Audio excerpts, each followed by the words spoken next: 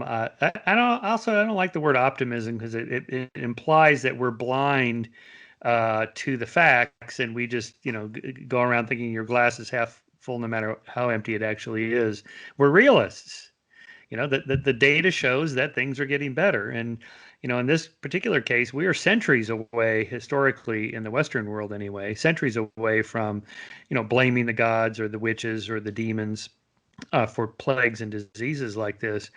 But in a way, conspiracy theories are kind of like a secular religious target for explaining the origins of the virus, something like that. But I agree with you that very few people, it's a small minority of people. Unfortunately, they have their own web pages, so they get a lot of media attention.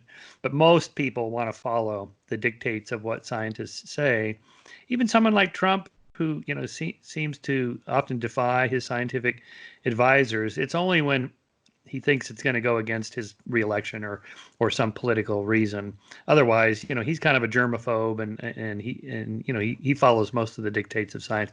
Most politicians do in both parties, as long as the scientific finding isn't pushing one of their hot button issues.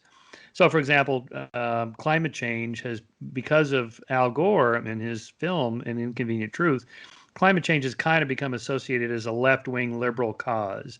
And therefore, if I'm defining myself by my political affiliation with the right, I'm going to go against that just because that's what I'm supposed to do as a member of the team on the right. It will appear that conservatives and Republicans are anti-science, but liberals are just as bad when it comes to hot button issues for them, like GMOs and nuclear power. They're just as irrational and science deniers as Republicans are when it comes to those particular issues, because that's a hot button issue for them. But if you take out those, then most people, most of the time, accept the science. We climb aboard airplanes without thinking twice about it and fly at 35,000 feet at 600 miles an hour.